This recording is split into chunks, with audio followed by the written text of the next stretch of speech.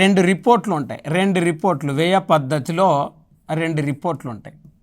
ఏంటి ఆ రెండు రిపోర్ట్లు అంటే URP report, MRP report. MRP report uniform recall period, mixed recall period. Uniform recall period, mixed recall period. మరి ఇక్కడ వాస్తవానికి national sample survey organisation URP రిపోర్టును 1993-94లో దీనిని ఉపయోగించటం జరిగింది. ఏ రిపోర్ట్ను? యూఆర్పి రిపోర్ట్ను.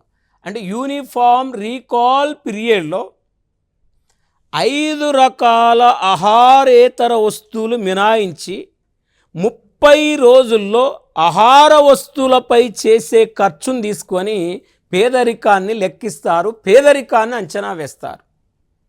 అదే మిక్స్డ్ రీకాల్ పీరియడ్ దీన్ని 1999 2000 సంవత్సరంలో ఎంఆర్పిని వాడారు. Mixed recall period. ఈ మిక్స్డ్ రీకాల్ పీరియడ్ను 2000 సంవత్సరంలో వాడారు. జనరల్గా మేజర్గా మనం చూస్తే ఈ ఎన్ఎస్ఎస్ వాళ్ళు మిక్స్డ్ రీకాల్ పీరియడ్లో ఏం తీసుకున్నారంటే 5 రకాల ఆహారేతర వస్తువులైన వస్త్రాలు, పాదరక్షలు, మన్నిక గల వస్తువులు, వస్త్రాలు, పాదరక్షలు, మన్నిక గల వస్తువులు, విద్యా వైద్యం మీద